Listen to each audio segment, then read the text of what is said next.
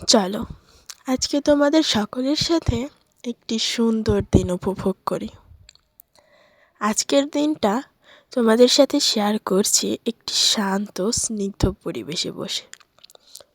এটি মূলত আমাদের বাসার নিচে, যাকে গ্রামের মানুষজন নামা হিসেবেই চেনে। কি সুন্দর, তাই না? বিকেলে মূলত এসেছিলাম আমার পিসিমণির সাথে শাক তুলতে।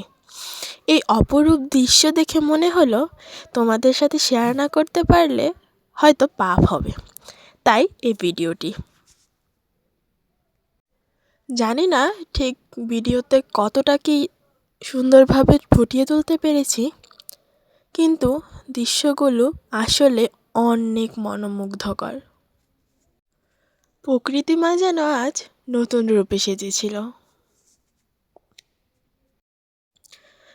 আকাশে পাখিদের কলকল ধ্বনি, জলের শব্দ, ফড়িংদের নাচ, প্রজাপতিদের গাছে গাছে ঘুরে বেড়ানো, আকাশে শত শত পাখির মেলা, শান্ত স্নিগ্ধ ঠান্ডা বাতাস, যা তোমার শরীরের সাথে সাথে মনকেও ছুঁয়ে যাবে।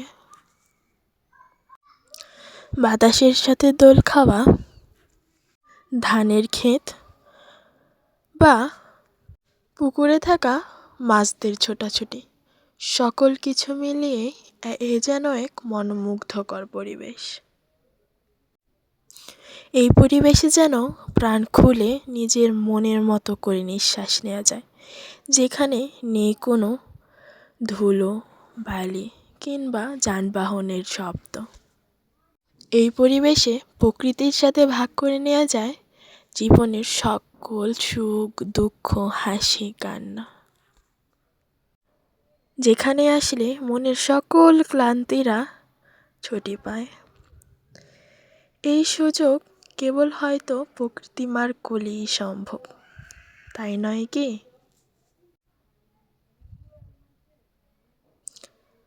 আমরা যারা শহরের মাটিতে বসবাস করি, তাদের এই ফুরসত কোথায় যে প্রকৃতি মাকে এত সুন্দর করে কাছে পাবো? এ কেবল হয়তো গ্রামেই সম্ভব। এত শান্ত স্নিগ্ধ আরামের পরিবেশ কি আদেও কখনো শহরে পাওয়া সম্ভব? তোমাদের কি মনে হয়? জানাতে ভুলো না কিন্তু।